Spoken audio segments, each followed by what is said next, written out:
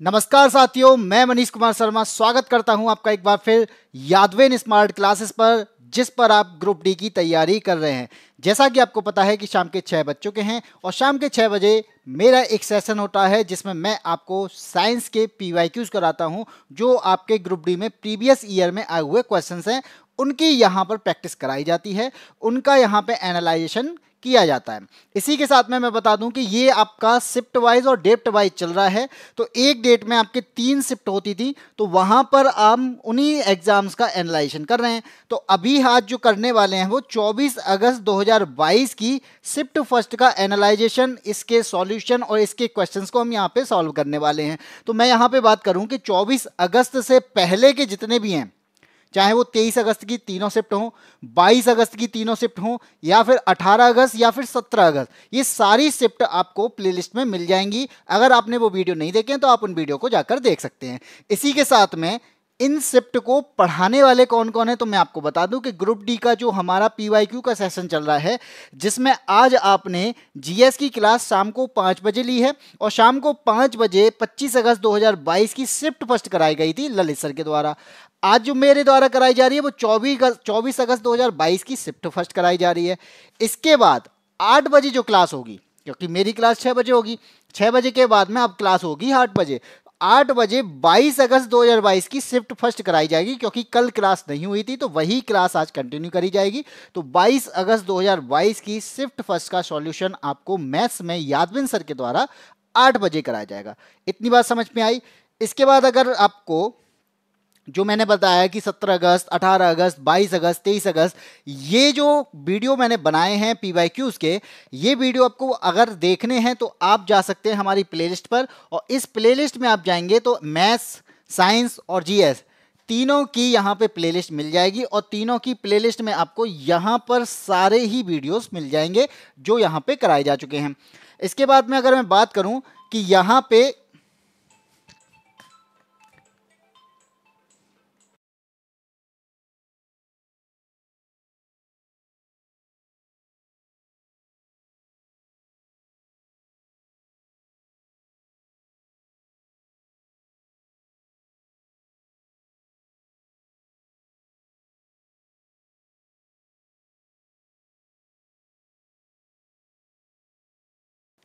ठीक है, तो प्लेलिस्ट की बात हो गई। अब आपको चाहिए होती है पीडीएफ।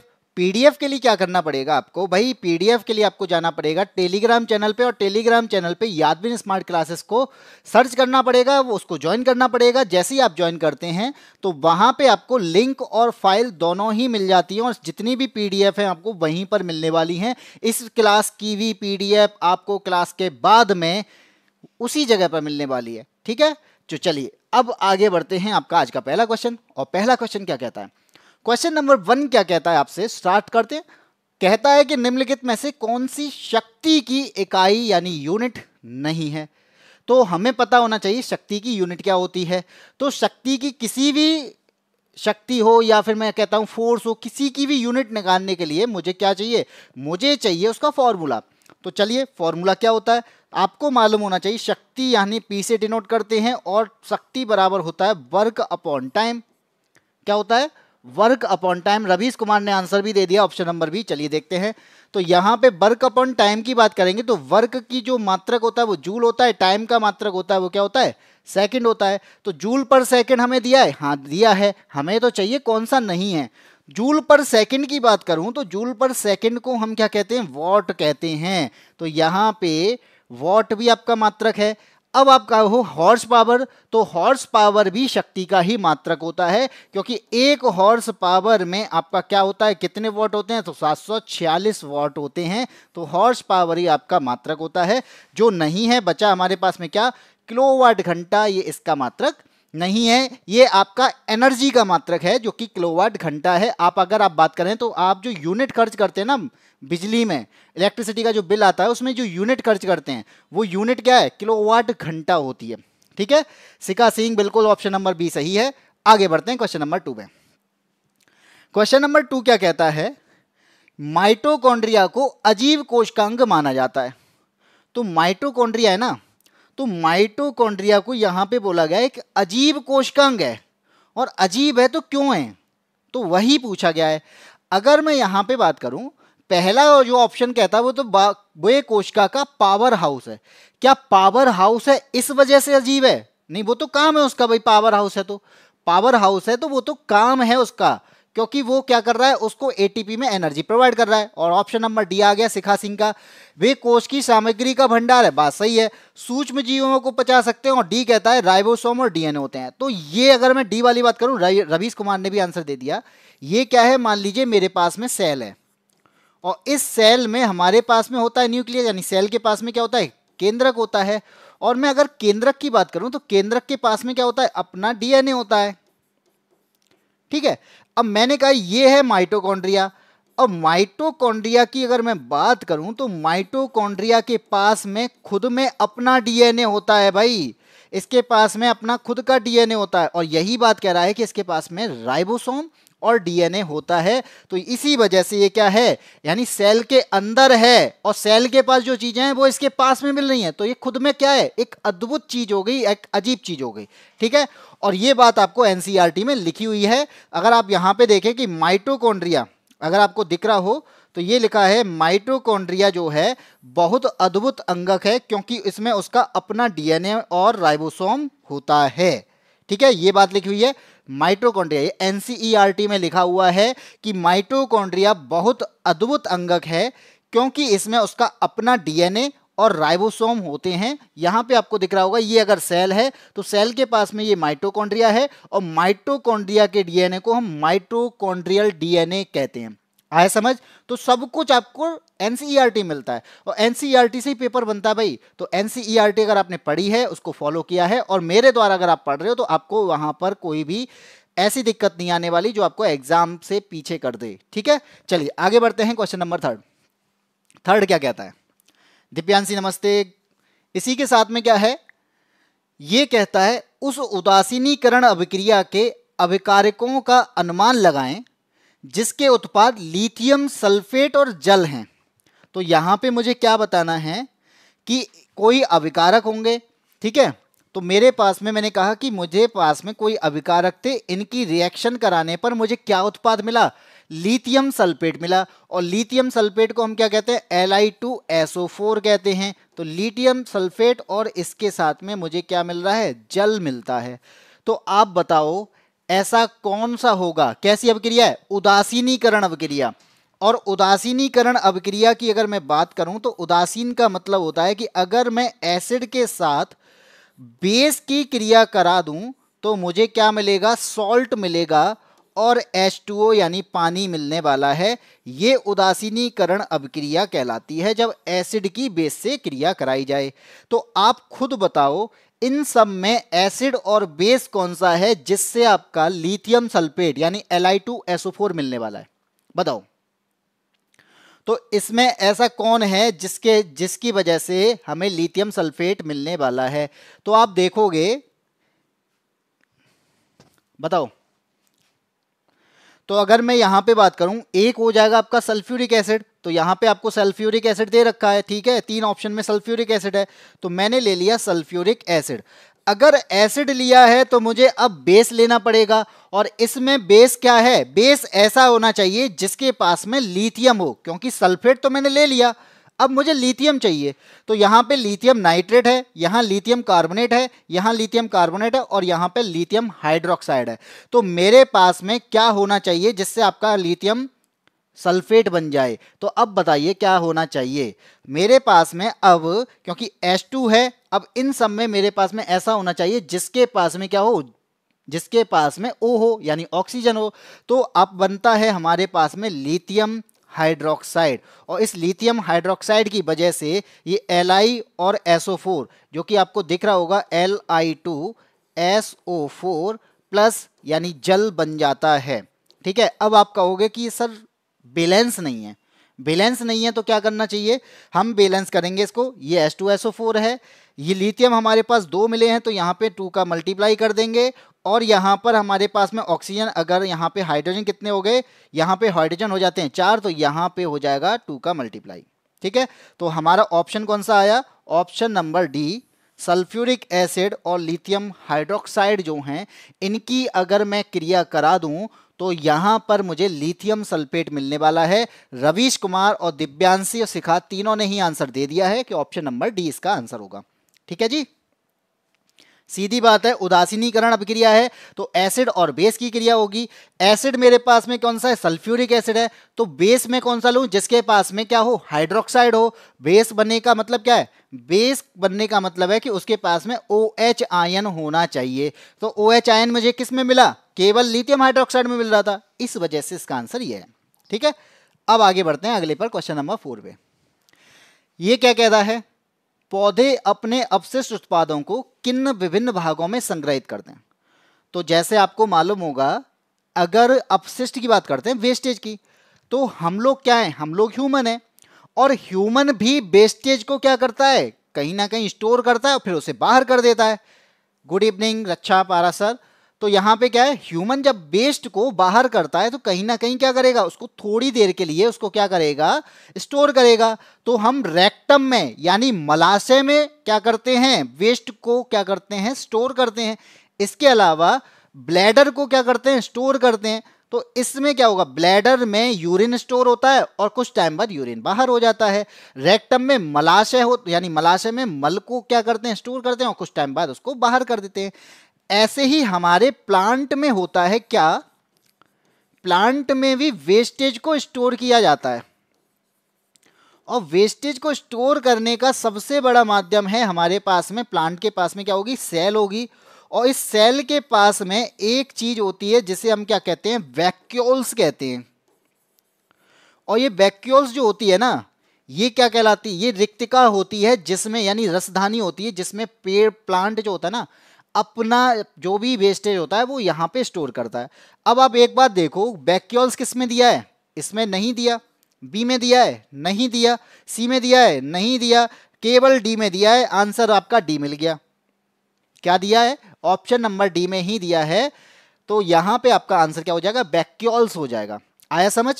लीफ की बात करेंगे यानी पत्तियों की, तो पत्तियों में आपका मिलता है स्टोमेटा, और स्टोमेटा में क्या मिलता है आपका, कल बताया था मैंने, एक्स्ट्रा वाटर। और अगर एक्स्ट्रा वाटर मिल रहा है ना, तो पत्ती उसे बाहर करेगी, वेस्टेज को बाहर करेगी। तो यहां पर पत्तियां उस वेस्टेज को बाहर करती हैं। कभी कभी पत्तियों में वेस्टेज इतनी ज्यादा हो जाती है तो पत्ती खुद बाहर हो जाती है पेड़ से, तो वो हो गई आपकी लीव्स। वैक्यूल्स का बता ही दिया। और ओल्ड जाइलम, ओल्ड जाइलम में आपने देखा होगा जो गोंद बनती है ना, गोंद, वो आपके ओल्ड जाइलम यानी पेड़ के ओल्ड जाइलम में स्टोर होती है, इसलिए इसका आंसर क्या हो जाएगा, डी। बाकी एनसीईआरटी में क्या दिया गया है, ये आपको दिख रहा होगा, रेड कलर में लिखा हुआ है, रेड कलर में सब कुछ लिखा हुआ है। ये आपका वैक्यूल्स होता है सेल में। और यहाँ पे मैंने स्टोमेटा के बारे में बता दिया जो कल भी बताया था कि अपशिष्ट उत्पाद गिरने वाली पत्तियों में संग्रहित हो सकते हैं, यानी जो पत्तियां ज्यादा हो जाती हैं, यानी जिसपे ज्यादा वेस्टेज हो जाती है वो क्या पत्ती गिर जाती है। अन्य अपशिष्ट उत्पाद होते हैं वो रेजिन और गोंद के रूप में संग्रहित होते हैं, खास तौर पर पुराने जाइलम में। पुराने जाइलम में यानी ओल्ड जाइलम में गोंद जो होता है ना, वो गोंद स्टोर हो जाता है।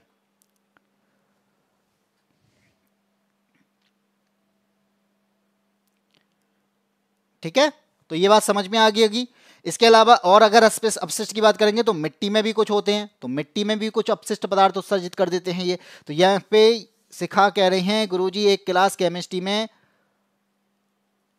आवर्त सारणी का करा दो। बेटा शिखा सिंह, मैं आपको एक बात बता दूं, आवर्त सारणी का चैप्टर जो है वो एनसीईआरटी ने हटा दिया है।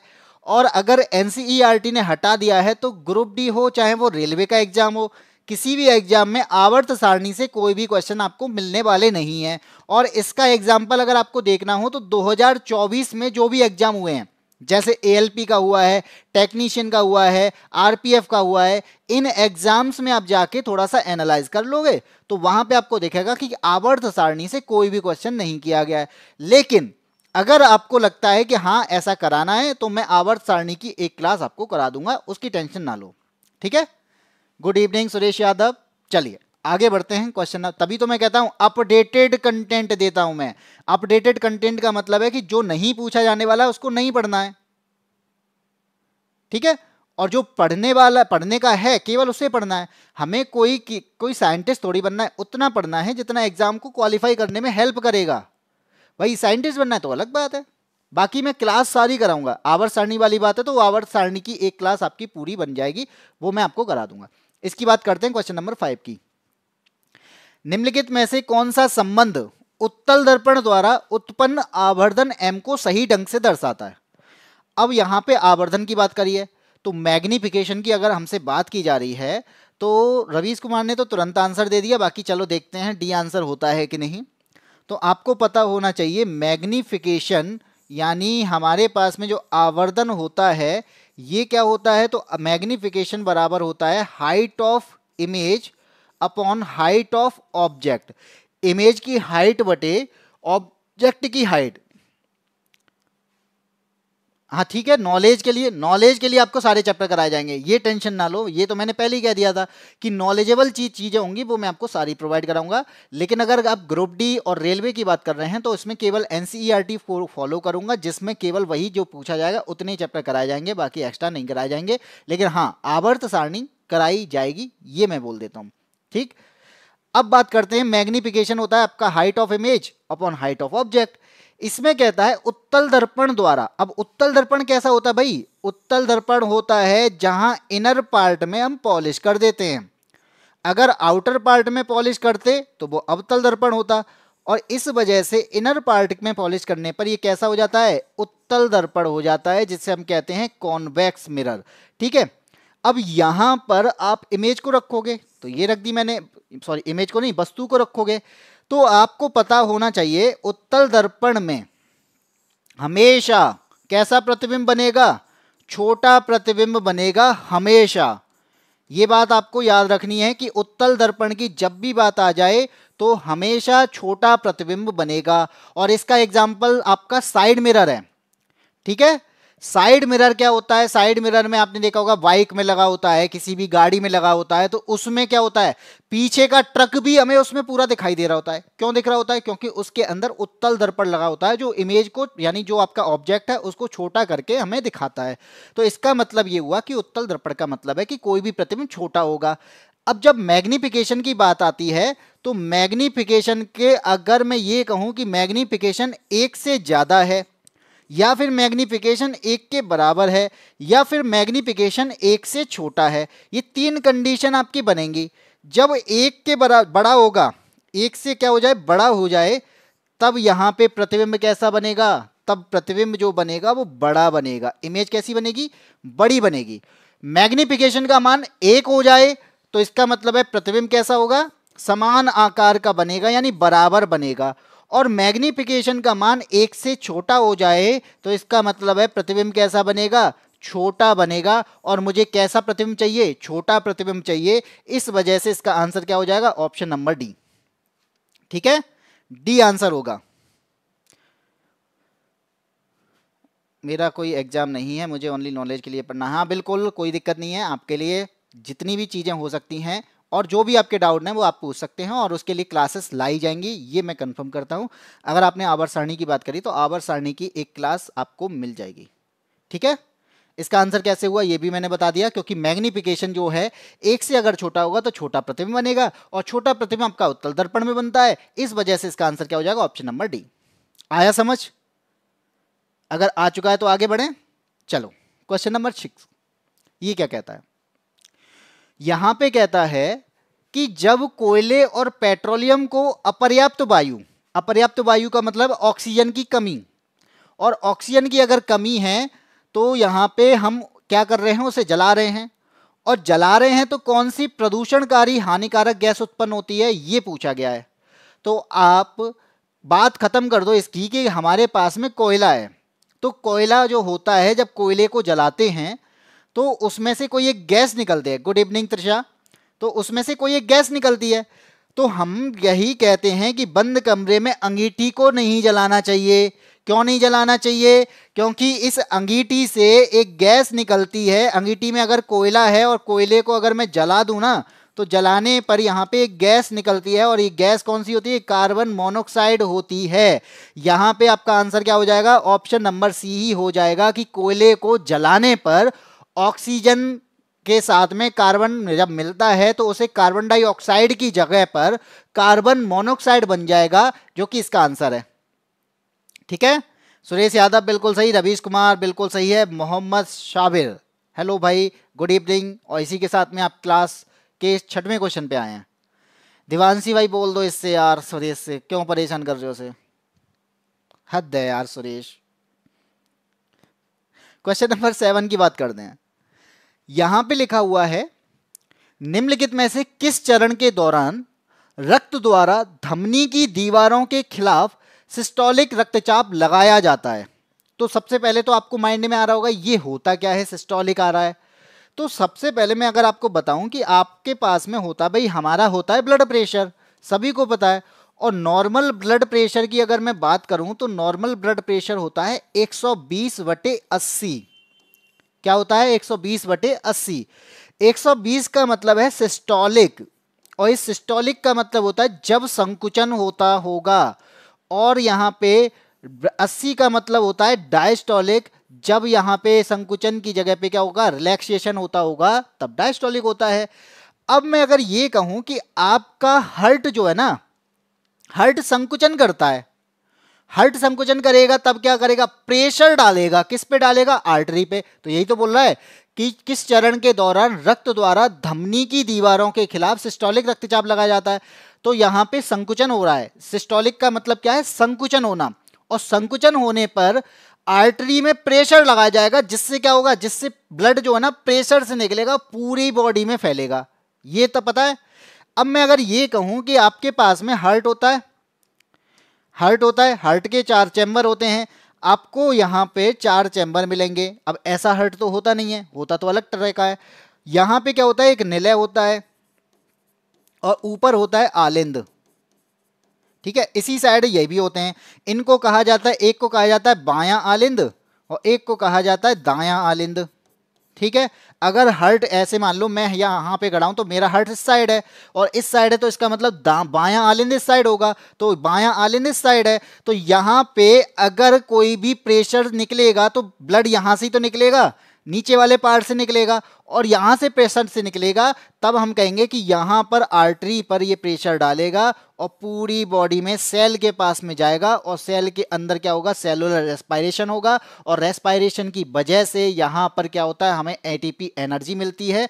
जिसके बाद में इसका आंसर पूछा जाए तो निलय को हम क्या कहते हैं, वेंट्रिकल कहते हैं, और इसी वजह से इसका आंसर क्या हो जाएगा, वेंट्रिकल। क्या होगा, संकुचन हो रहा है तो वेंट्रिकल, संकुचन का मतलब कॉन्ट्रैक्शन, तो ऑप्शन नंबर डी।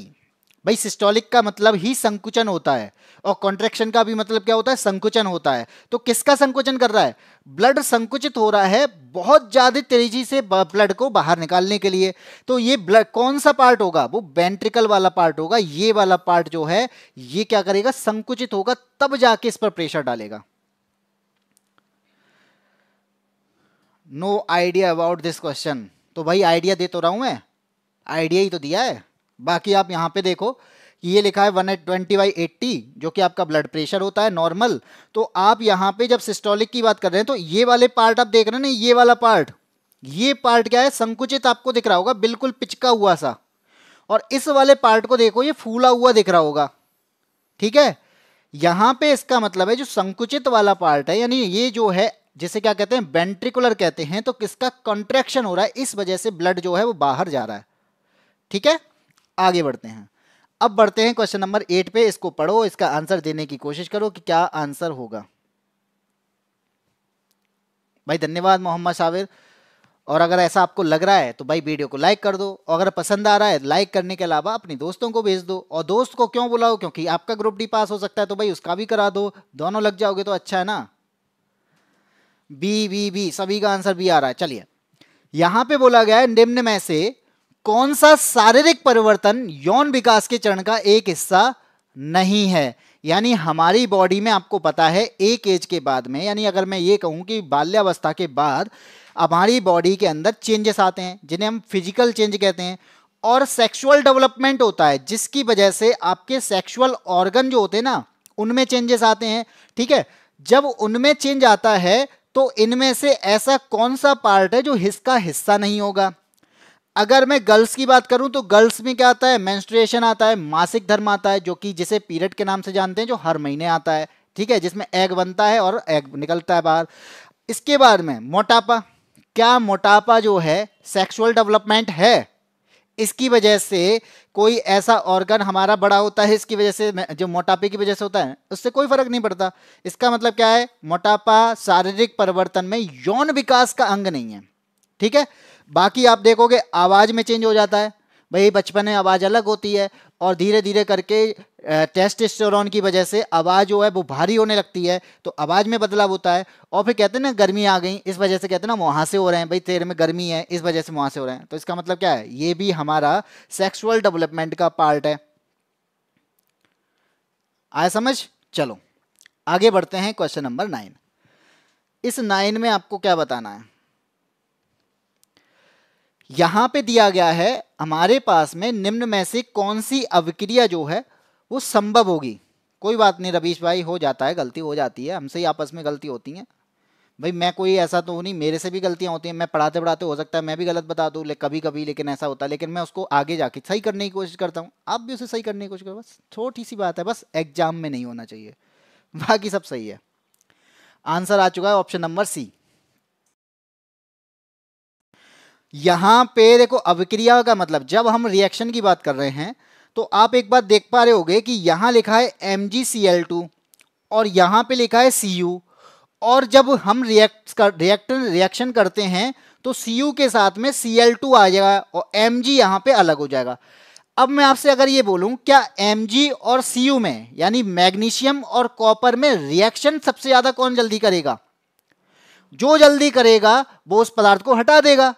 लेकिन यहां पे अगर मैं इसको बात करूं, जो कि आपको यहां पे दिख रही होगी, इस वाले पार्ट को मैं दिखाऊं, मैग्नीशियम आपको दिखेगा ऊपर, ठीक है, और कॉपर दिख रहा है नीचे।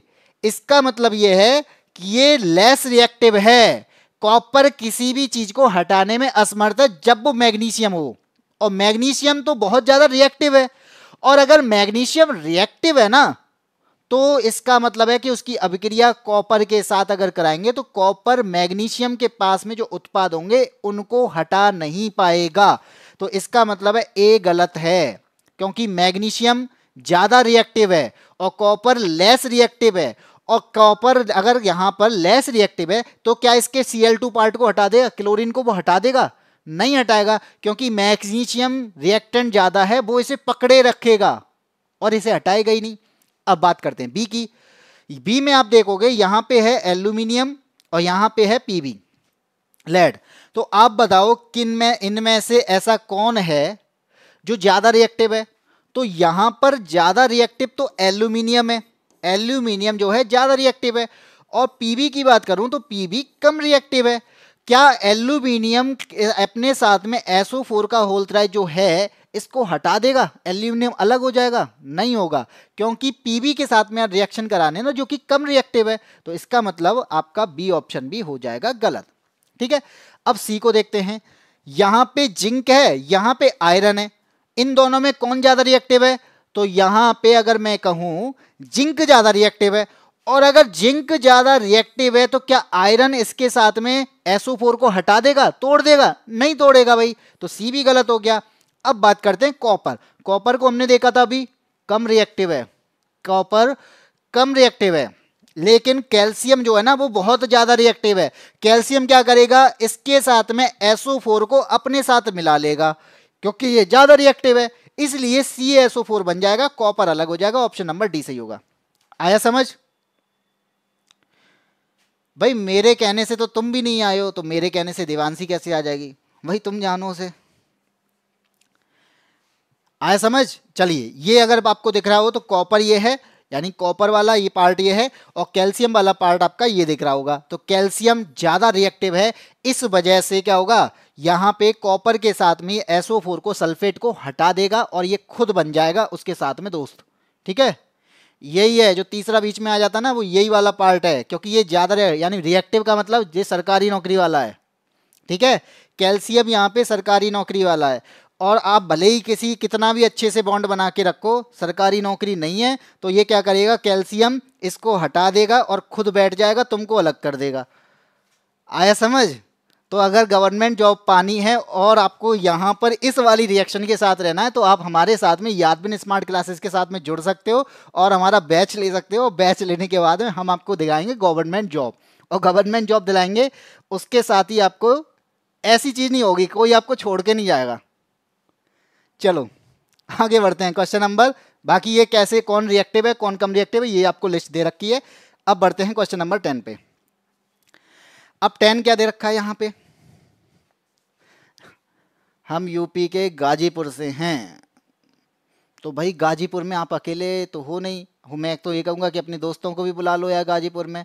दिव्यांशी तो मुझे लगता है बिहार से है, तुम यार गाजीपुर से सीधे बिहार पहुँच गए, बताओ हद है यार सुरेश भाई।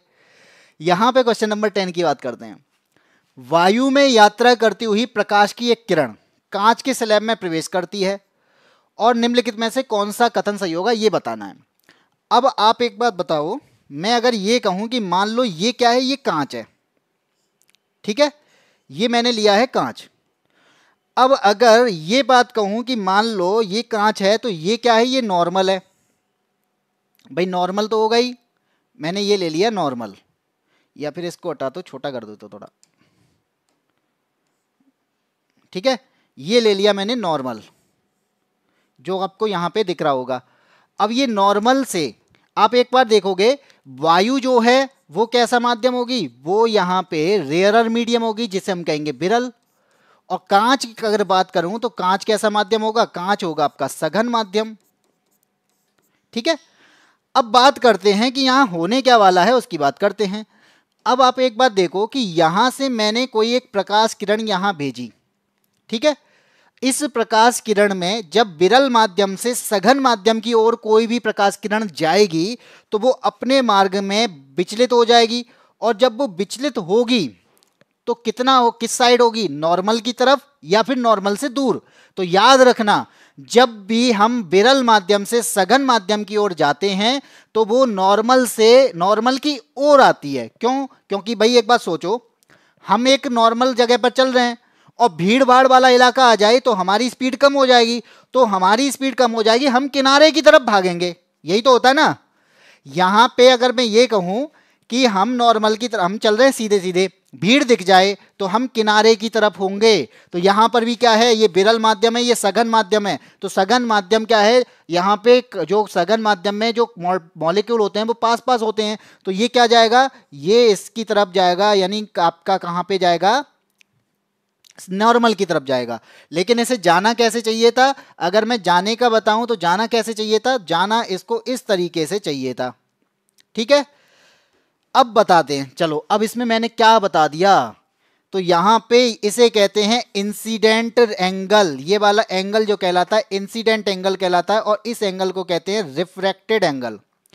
अब मान लो ये इससे बाहर भी जाएगा, तो चलो बाहर ले जाते हैं।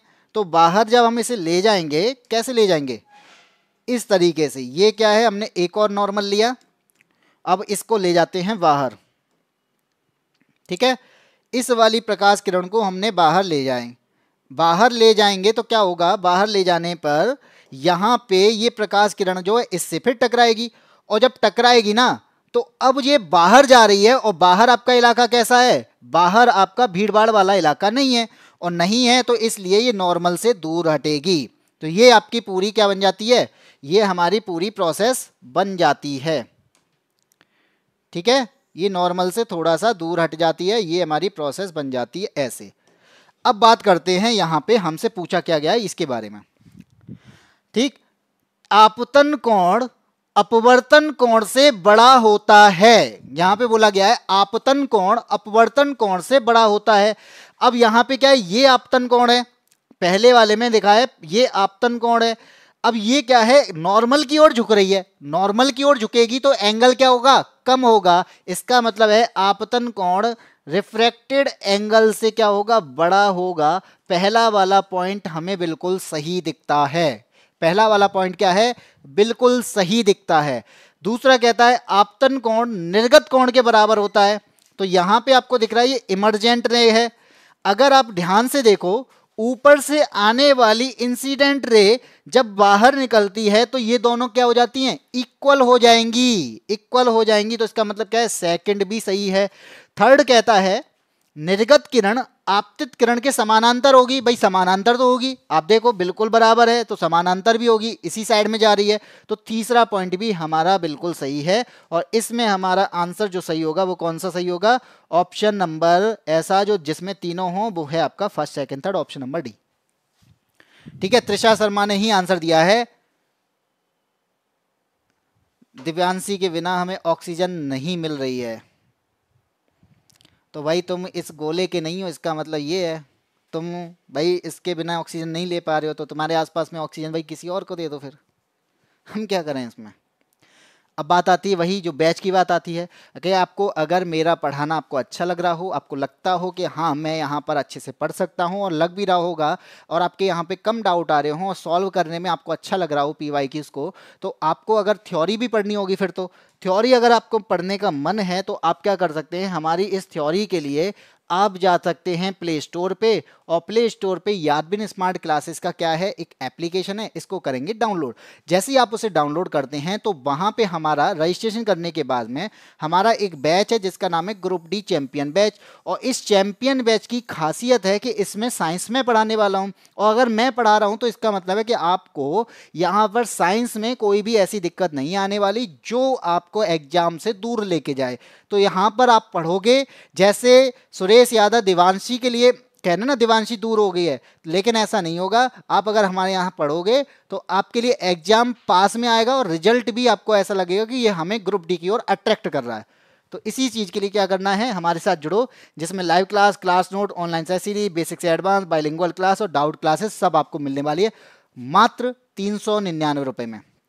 कितने रुपए में, मात्र 399 रुपए में। तो 399 रुपये में आप ग्रुप डी की नौकरी पा सकते हैं अगर आप हमसे लगातार पढ़ते हैं और एक लगातार रेगुलर क्लास में पढ़ने के बाद test series, mock test, PYQs और इसके साथ साथ कंसेप्ट को समझते हैं तो आपका एग्जाम जरूर क्वालिफाई होगा। ठीक है, चलिए आगे आते हैं। पढ़ाने कौन वाला है, तो ये आपको पता चल रहा होगा कि साइंस तो भाई मैं ही पढ़ाऊंगा और इसके डेमो भी हैं। इसके डेमो अगर आपको देखने हैं तो आप जा सकते हैं हमारे यूट्यूब चैनल या फिर एप्लीकेशन पे, वहां पे आपको डेमो क्लासेस में दिख जाएंगी। साइंस की कुछ डेमो क्लासेस भी पड़ी हुई हैं, मैथ की कुछ डेमो क्लासेस हैं, ये भी मैथ सर यादविन सर के द्वारा पढ़ाया जा रहा है, और इसके अलावा ललित सर की क्लासेस भी हैं जिसमें आपको जीएस पढ़ाया जा रहा है ललित सर के द्वारा। तो ये क्लासेस आपके डेमो में मिल रही हैं यादविन क्लास पर, यादविन की प्लेलिस्ट पर, और इसके अलावा आपको एप्लीकेशन पर। साथ बहुत कुछ अट्रैक्ट होगा भाई, बिल्कुल अट्रैक्ट होगा, आ जाओ इस पे। हो गया अट्रैक्शन। अब आते हैं अगले क्वेश्चन पे, और अब बताओ क्वेश्चन नंबर 11 का आंसर क्या होगा। क्वेश्चन नंबर 11 आपसे क्या कहता है, अगर आप पढ़ो और आंसर देने की कोशिश करो। सुरेश ये क्या बात है, अब फिर टेंशन, मतलब दूसरी जगह पे चले गए भाई, लगता है कि खेल रहे हो तुम। आ जाओ इस पे। निम्नलिखित में से कौन सा एल्यूमिनियम का अयस्क है, तो यहां पे बताना है एल्यूमिनियम का अयस्क कौन है जिससे मेटल बनते हैं। अयस्क क्या है, एक आपके में है क्या होगा, एक अयस्क जो होगा वो क्या होगा, मेटल, जिसकी वजह से मेटल मिलता है। हम क्या करते हैं, उसे क्लियर करते हैं और उससे मेटल बनाते हैं। रवीश कुमार का आंसर आ रहा है बी, तो चलो बताते हैं। अगर आप यहाँ पे मोनोजाइट की बात करें तो मोनोजाइट से हमें क्या मिलता है, थोरियम मिलता है। क्या मिलता है हमें, मोनोजाइट से हमें थोरियम मिलता है। और इसकी बात करें कि ये हेमेटाइट, ये हमारा आयरन का क्या होता है, आयरन का अयस्क है, इससे हमें आयरन मिलता है। सिडेराइट की बात करूं तो इससे भी हमें क्या मिलता है, आयरन मिलता है। केवल एल्यूमिनियम वाला हमारे पास में कौन है, बॉक्साइट है, जिससे हमें एल्यूमिनियम मिलता है। और सुरेश यादव, त्रिशा शर्मा और मोहम्मद साबिर ने बता दिया डी, और अमन ने भी आंसर दे दिया कौन सा, बॉक्साइट। बिल्कुल सही है, बॉक्साइट आंसर होगा। अब बढ़ते हैं अगले क्वेश्चन पे, क्वेश्चन नंबर 12।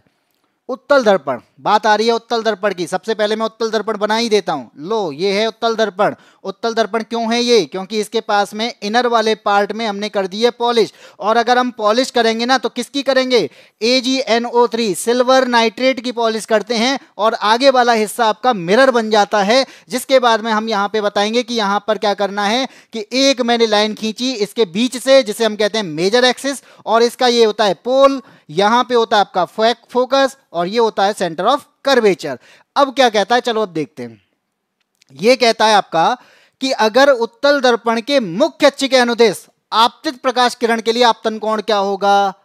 मुख्य अक्ष के अनुदेश, अगर मैं मुख्य अक्ष के अनुदेश ही चल रहा हूं ना, सीधा सीधा चले जा रहा हूं, सीधा सीधा चले जा रहा हूं, तो बताओ आपका जो एंगल बनेगा वो कैसा बनेगा? मैंने कहा कि आपके पास जाना इधर है, ठीक है, और आपको यहां पर ये रास्ता इधर जा रहा है और आप भी इसी साइड जा रहे हो, तो बताओ एंगल क्या बनेगा? अगर आप कहें ये नॉर्मल है और नॉर्मल के पैरेलल में अगर नीचे की तरफ में जा रहा हूं तो बताओ एंगल क्या बनेगा? तो आप खुद बताओगे कि एंगल तब तक नहीं बनेगा जब तक इसमें क्या होगा, जब तक हमारे पास में किरण ये चीजें पैरेलल ना हो। पैरेलल अगर हैं तो यहां पर कोई भी एंगल नहीं बनेगा। तो एंगल नहीं बन रहा तो इसका मतलब क्या है, एंगल जीरो होगा। अगर आप अनुदिश चलते हो तो एंगल क्या हो जाएगा, जीरो हो जाएगा। नॉर्मल के पैरेलल आपका एंगल जीरो ही होगा, ठीक है।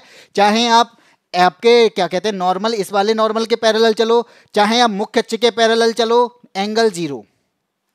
आया समझ? हाँ जी बिल्कुल। आगे बढ़ते हैं, क्वेश्चन नंबर 13 पे आते हैं। 13 क्या कहता है भाई? अब आते हैं 13 पे, क्या कहता है, निम्नलिखित में से कौन सी उदासीनीकरण अभिक्रिया है? हम 4 दिन से देख रहे हैं, रोजाना पढ़ते हैं और रोजाना देखते हैं कि उदासीनीकरण का कोई ना कोई क्वेश्चन मिलता ही है और 1 से 2 क्वेश्चन मिलते हैं। आज भी हमने अभी उदासीनीकरण समझा था, फिर आ गया एक और उदासीनीकरण का। तो चलो देखते हैं उदासीनीकरण का मतलब क्या होता है कि अगर मैं एसिड की अभिक्रिया किससे करा दूं, बेस से करा दूं, तो मुझे क्या मिलने वाला है, सॉल्ट मिलने वाला है, और इसके साथ में मुझे क्या मिलने वाला है, H2O। जब ऐसा चीज आपको दिखने लग जाए तो इसका मतलब क्या है, ये अभिक्रिया न्यूट्रलाइजेशन अभिक्रिया कहलाती है या फिर उदासीनीकरण कहलाती है। अब देखो तीनों में क्या हो रहा है ऐसा। फोन चार्ज नहीं था भाई, दिव्यांशी आ चुकी हैं, दिव्यांशी को नमस्ते, दिव्यांशी गुड इवनिंग, और इसी के साथ में अब अच्छे से पढ़ लो सब लोग, ठीक है।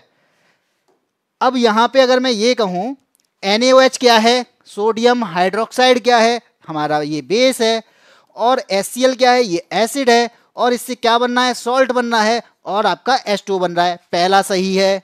दूसरा देखो, दूसरा में क्या दे रखा है, HNO3 दे रखा है।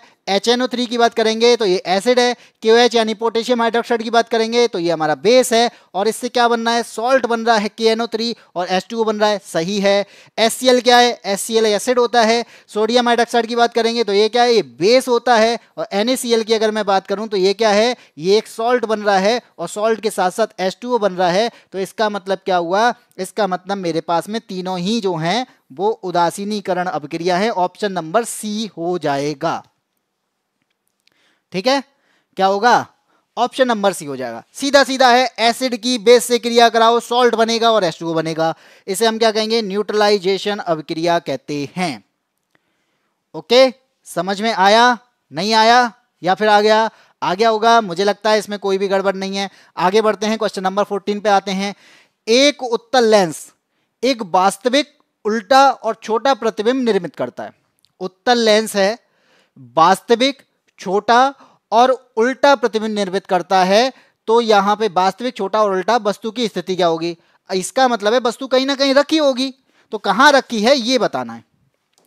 मान लो ये क्या है, ये आपका उत्तल लेंस है। दर्पण होता तो एक तरफ पॉलिश कर देते, ये तो लेंस है तो हमने क्या किया, एक तरफ पॉलिश नहीं की है, ठीक है।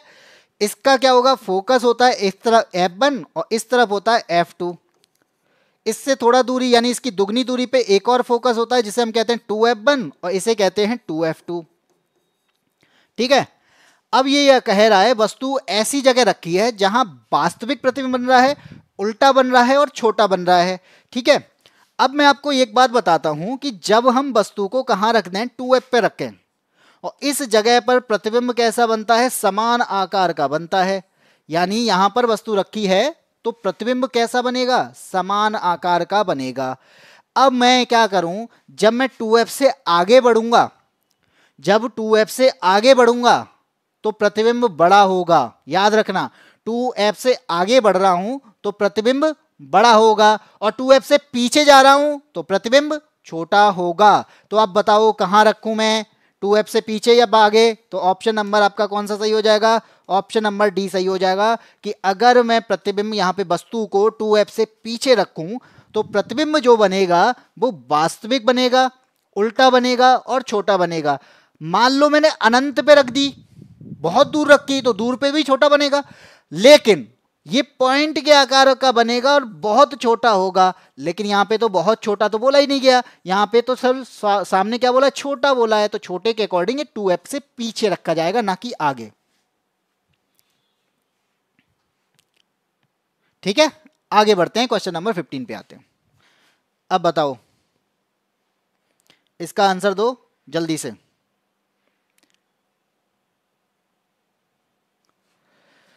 दिव्यांशी का डी आ गया, डी आ गया, किसका? इस वाले का। भैया अभी तो कराई नहीं है, आंसर भी आ गया। चलो इसको करते हैं सॉल्व। यहां पे दिया है 2.5 मिली एम्पियर की एक धारा 2 ओम प्रतिरोध वाले किसी चालक से प्रवाहित होती है। तो मैंने कहा कि कोई चालक है, यानी एक कोई वायर लिया मैंने, और इस वायर में अगर मैं बात करूं 2.5 मिली एम्पियर, ये क्या है? धारा है। धारा मतलब करंट है। आई बराबर क्या दिया है? 2.5 मिली एम्पियर दिया है, और मिली का मतलब क्या होता है?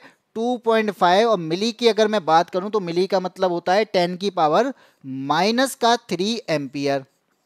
ठीक है, आगे दिया है 2 ओम का प्रतिरोध, तो आर बराबर हमें क्या दिया है?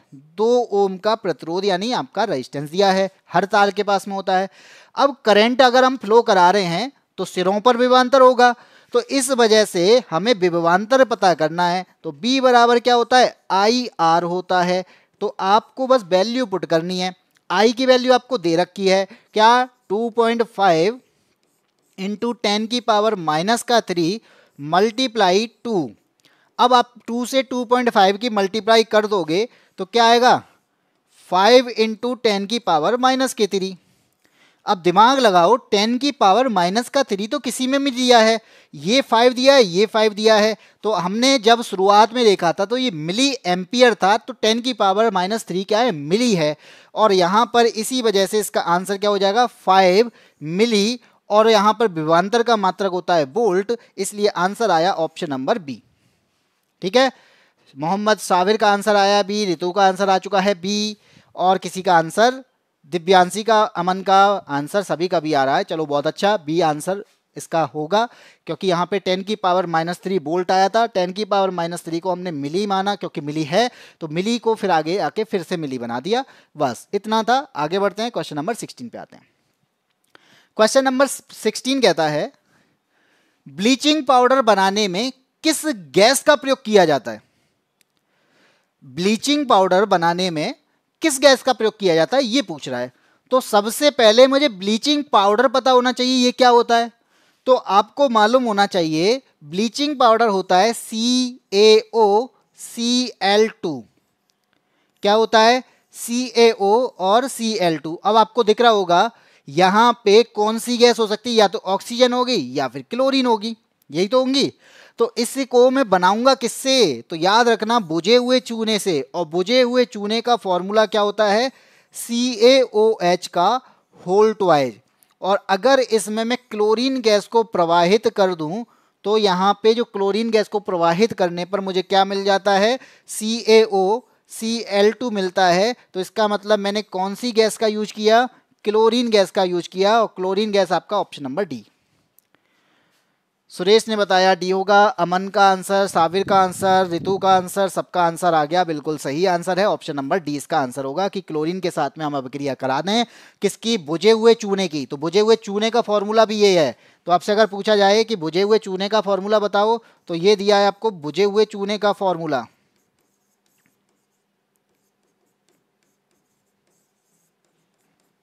ठीक है, इस पर क्लोरीन की अभिक्रिया कराई, CaOCl2 हमें मिल गया। आगे आता है क्वेश्चन नंबर 17। 17 कहता है, पौधों को ऊर्जा की कम आवश्यकता होती है। बताओ पौधों को ऊर्जा की आवश्यकता क्यों होगी? आप खुद बताओ। आवश्यकता तो है लेकिन कम है ना। तो पौधा, हम लोग क्या है, हम लोगों को क्या किसकी आवश्यकता है? ऊर्जा की, एनर्जी की। क्यों है? कि भाई मैं चल भी रहा हूं, मैं दौड़ता भी हूं, मैं किसी भी वस्तु को उठाता भी हूं, और यहां पे मैं इस हाथ को यहां पे यूज कर रहा हूं, तो इसे एनर्जी की जरूरत है। इसका मतलब है कि मेरे पास में जो सेल मिल रही हैं वो लिविंग सेल मिलती हैं। जब यहां पे एनर्जी की जरूरत होती है तो लिविंग सेल के पास में सेलुलर रेस्पायरेशन होता है, और रेस्पायरेशन की वजह से हमारे पास में एनर्जी आती है। अब पेड़ कहीं चलता है, पेड़ को दौड़ना ही नहीं है, पेड़ को चलना ही नहीं है, किसी भी चीज का यूज नहीं करना। इसका मतलब है पेड़ की सेल के पास में अधिकतर कोशिकाएं कैसी पाई जाती हैं? मृत कोशिकाएं पाई जाती हैं। इस वजह से प्लांट को ऊर्जा की आवश्यकता नहीं होती या फिर कम होती है। ठीक है, तो इसका आंसर क्या हो जाएगा? ऑप्शन नंबर ए हो जाएगा। आया समझ? चलो आगे बढ़ते हैं, अगले पर आते हैं। क्वेश्चन नंबर 18, ये क्या कहता है? पढ़ो, समझो, आंसर दो, क्या हो सकता है जल्दी से। यहां पे दिया गया है, निम्नलिखित में से किस मामले में एक तुलनाकार कुंडली से संयोजित गैल्वेनोमीटर द्वारा एक धारा दर्ज की जाएगी? यहां पे बोला गया है कि मैंने बोला कि एक हमारे पास में क्या है? कुंडली है। तो मैंने मान लिया ये कुंडली है, और इस कुंडली के पास में मैंने क्या कर दिया? चुंबक रख दिया। ठीक है,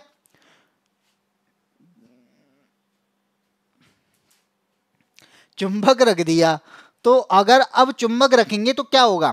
पहला वाला कहता है जब किसी चुंबक को कुंडली के पास स्थिर अवस्था में रखा है। अब एक बात बताओ, मैंने एक कुंडली ली और चुंबक रख दिया, दोनों को रख दिया, क्या कोई करंट फ्लो होगा? नहीं होगा। जब तक चुंबक जो है गतिशील नहीं होगा, जब चुंबक को आगे या पीछे, पास या दूर नहीं ले जाएंगे, तब तक कोई भी फर्क नहीं पड़ने वाला। तो अब बताओ, पहला आपका गलत हो जाएगा कि नहीं हो जाएगा? हो गया।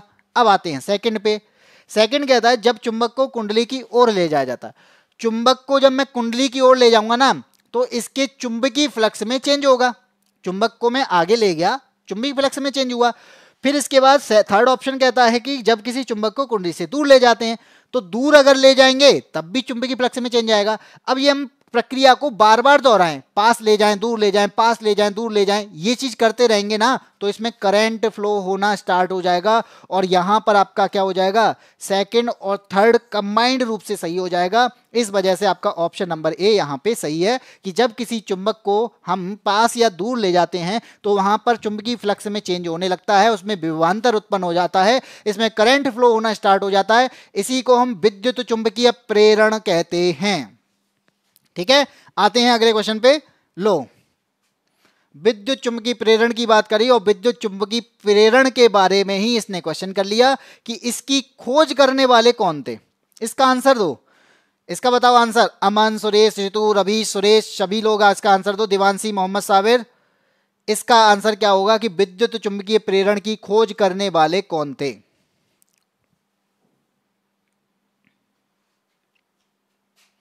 सबका साबिर का आंसर आया है बी, और सुरेश का आंसर है सी।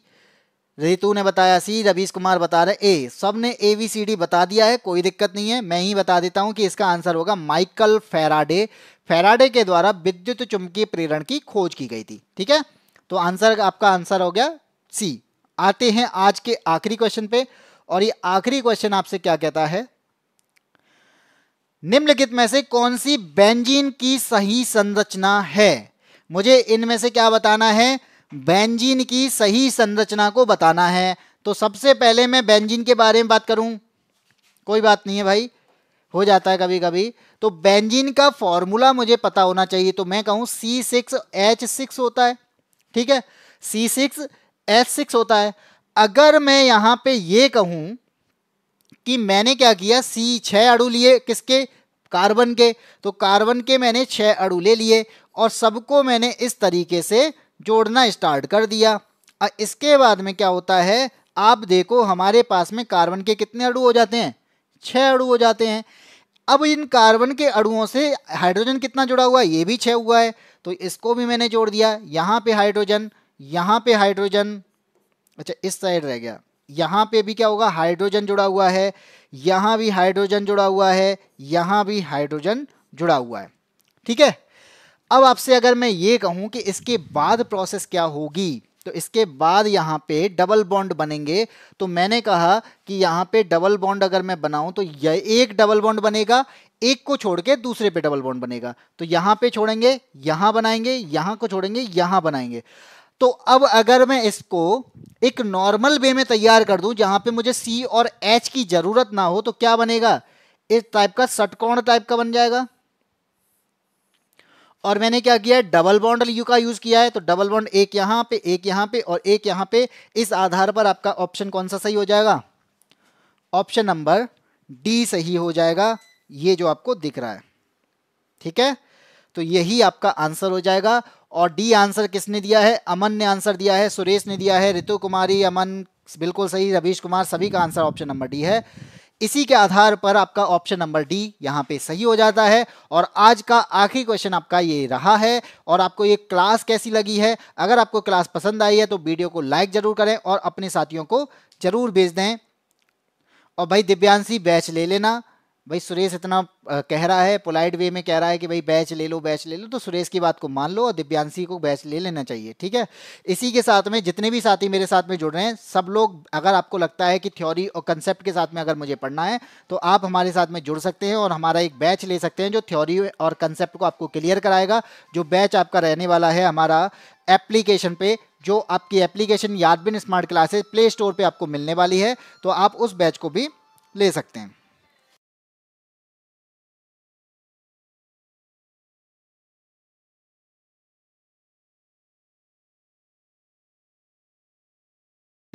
अब बात करते हैं आगे। ये हमें बता ही दिया कि 399 रुपए में ये आपका बैच है, जो कि आपको क्या क्या देने वाला है भाई, लाइव क्लासेस देने वाला है, वीडियो ऑन डिमांड देने वाला है, रिकॉर्डिंग बेस पर देने वाला है, आपका बेसिक से एडवांस लेवल हम पढ़ाने वाले हैं। यहाँ पे क्लासेस आपको बाइलिंगुअल दिखती होंगी। डाउट अगर आपको आते हैं, वैसे मुझे लगता है नहीं आएंगे, अगर आ भी जाते हैं तो उसके लिए अलग से क्लास दी जाएगी। और इसमें आपको यहाँ पे जीएस भी मिलने वाला है, रीजनिंग भी मिलने वाला है, मैथ्स भी मिलने वाला है और मेरे द्वारा आपको साइंस भी मिलने वाला है। ये चारों सब्जेक्ट की अगर मैं बात करूं तो मात्र आपको 399 रुपए में मिलने वाले हैं। तो 399 रुपए में मुझे नहीं लगता है कि कोई महंगा है भाई। 4-4 हज़ार में बैच मिल रहे हैं, 1200, 1500, 2000 तक के बैच मिलते हैं। हम 400 रुपए में आपको चारों सब्जेक्ट ग्रुप डी में पढ़ाने वाले हैं। तो आपको ये सेशन अच्छा लग रहा है और वीडियो अच्छी लग रही है, लगता है कि हम आपको अच्छे से पढ़ा रहे हैं, तो आप अगर चाहते हैं हमारे साथ में लाइव क्लासेस में जुड़ना और थ्योरी के साथ में पढ़ना, तो आप हमारे साथ में जुड़ सकते हैं। यादबिन स्मार्ट क्लासेस की एप्लीकेशन को डाउनलोड करके, वहां पर आप डाउनलोड करेंगे, रजिस्टर करेंगे, आपको बैच दिख जाएगा। बाकी इस क्लास की अदर क्लासेस अगर आपको देखनी है तो हमारी प्लेलिस्ट पे जाकर, साइंस की प्लेलिस्ट पे जाकर आपको अदर क्लासेस हमारी दिख जाएंगी जो इससे पहले मैंने कराई हैं। इसकी अगर आपको पीडीएफ चाहिए तो पीडीएफ के लिए आपको टेलीग्राम पे जाना होगा और टेलीग्राम पे आपको यादबिन स्मार्ट क्लासेस सर्च करना है। वहां पे जाके आप उसको क्या करेंगे, आप उसको सर्च करेंगे, सर्च करने के बाद वहां पे ज्वाइन कर लेंगे। ज्वाइन करने के बाद आपको लिंक के साथ में हमारी सारी फाइल दिख जाएंगी। भाई मैं कितना कहूँ, मैं बहुत बार कह चुका हूँ, जिसे बैच लेना होगा वो ले लेगा, अच्छा लगेगा तो। और मैं तो कहता हूँ सबको लेना चाहिए। ठीक है, इसी के साथ में हम क्या क्या प्रोवाइड करने वाले हैं बैच में, दिवांशी देख लो हम क्या क्या प्रोवाइड करने वाले हैं। इतना सुरेश कह रहा है तो सुरेश की बातों पर ध्यान देते हैं कि भाई हम लाइव क्लासेस देंगे, डेली रिकॉर्डिंग भी अवेलेबल रहेगी। हम यहाँ पे पीडीएफ भी प्रोवाइड कराएंगे, जितनी भी क्लासेस होंगी सबकी पीडीएफ प्रोवाइड कराएंगे। बाइलिंगुअल कंटेंट रहेगा, कंप्लीट थ्योरी, कंप्लीट सिलेबस कराया जाएगा और इसके साथ में अपडेटेड कंटेंट रहेगा जो पीवाईक्यू इस साल आए उनके साथ और जो एनसीईआरटी ने चैप्टर रखे हैं उनको देखकर। ठीक है, और टेस्ट सीरीज तो आपको प्रोवाइड करा ही जाएगी। जय महाकाल भाई, कुलदीप खटीक उजरा। ठीक है, लेकिन बहुत लेट आए हो, क्लास का एंड हो चुका है। और ये मैं बता दूं कि हम लोग पढ़ाने वाले हैं आपको एक बैच, जो कि आपको यहाँ पे दिख रहा होगा कौन कौन पढ़ाने वाले हैं। आपको डाउनलोड करने के लिए यहाँ पे पूरी डिटेल दी है कि आप जाकर क्या करें, प्ले स्टोर पे जाएं, प्ले स्टोर पे यादबिन स्मार्ट क्लासेस सर्च करें, रजिस्ट्रेशन करें और यहाँ पे चैंपियन बैच पे जाएंगे और चैंपियन बैच पे जाके आपको बाई नाउ का ऑप्शन आ जाएगा, वहां से आप खरीद सकते हैं। ठीक है, इसी के साथ क्लास का होता है एंड। इसकी पीडीएफ आपको तुरंत हमारे यादबिन स्मार्ट क्लासेस के टेलीग्राम के चैनल पर मिल जाएगी। ठीक है, और आपको क्लास अच्छी लगी है तो भाई इसको लाइक शेयर तो जरूर कर देना, अपने साथियों को अच्छे से भेज देना। जो पढ़ना चाहता है, ग्रुप डी को पास करना चाहता है, उनके लिए क्लास बहुत इंपॉर्टेंट क्लासेस है। परचेज कर लिया तो बहुत अच्छी बात है। अगर आपने परचेज कर लिया तो कुछ दिनों में आपकी क्लासेस भी स्टार्ट होने वाली हैं और स्टार्ट हो जाएंगी तो उसके बाद में आपको फिर यहाँ पर एप्लीकेशन पर आपको खुद पता चल जाएगा किस तरीके से हम आपको क्लास में पढ़ा रहे हैं। ठीक है, तो इसी के साथ में आज की क्लास में इतना ही। अब मिलते हैं मंडे को। मंडे को आपको इसी क्लास में शाम को 6 बजे मेरे द्वारा आपको साइंस की PYQs पढ़ाए जाएंगे। तब तक के लिए जय हिंद, जय भारत, जय महाकाल।